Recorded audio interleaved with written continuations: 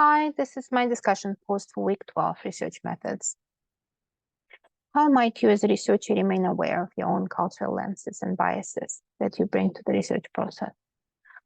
The ideas about what a marriage, couplehood, parent-child relationship, or family should look like vary significantly from one culture and religion to another. For instance, culturally accepted approaches to parenting would differ in collectivistic and individualistic cultures. The accepted or implied gender roles and expectations in a couple would depend on the partner's religious and cultural background. As researchers, we are affected by the biases existing in the broader culture, our upbringing, cultural, religious, and political affiliations, and the environments in which we get educated, live, and work. Based on our cultural and personal experiences and values, we as therapists develop an affinity for specific epistemology and choose a preferred theoretical approach that resonates with us the most. Epistemology and theory will determine our conceptualization of the particular phenomena we research and define our hypothesis and the questions we are asking. Our theoretical approach determines what phenomena we view as pathological and maladaptive or healthy and adaptive, and which criteria we are looking at to evaluate them. Therefore, our personal, cultural, and therapeutic values impact every stage of the research process, and it is essential to become aware of them, continuously examine them, and make our biases avert.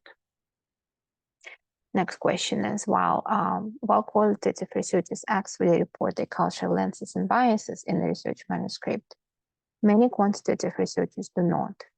How might this negatively impact the quantitative research process? Quantitative research includes a pre-formulated hypothesis influenced by the researcher's cultural lens and bias. This research design aims to narrow down the criteria and obtain definitive data, which gets interpreted to either confirm or refute the hypothesis. The narrowing down process, the choice of criteria, and the process of interpretation will also be impacted by biases and assumptions. The researchers define such criteria as normal or dysfunctional for the participants and use questionnaires and assessment instruments formulated within a specific cultural and theoretical framework to obtain data that can be statistically analyzed. The participants are assumed to operate within the same set of values as the researchers, and there is no co-creation feeling. Therefore, bias is unavoidable, but it should be made avert to avoid the illusion of objectivity for the research users.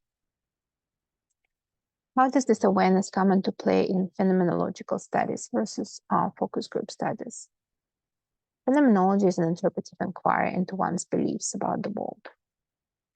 Therefore, there is no assumption of objectivity, and the emphasis is on creating shared meaning and learning how study participants understand their reality.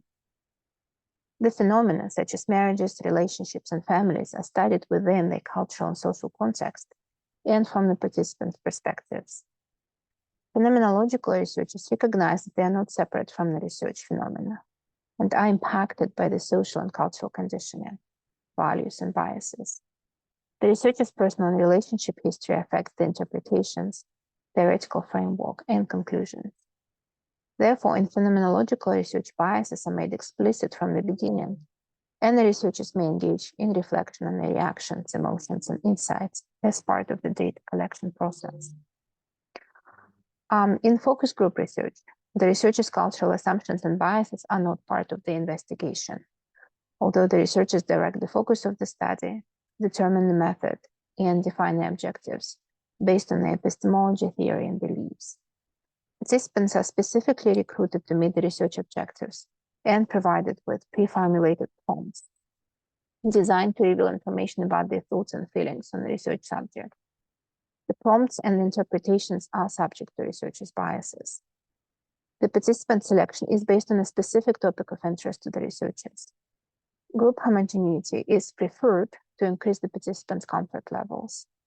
Group participants are subject to observer interference, including researchers' expectations, social pressures from other participants, and awareness of being observed.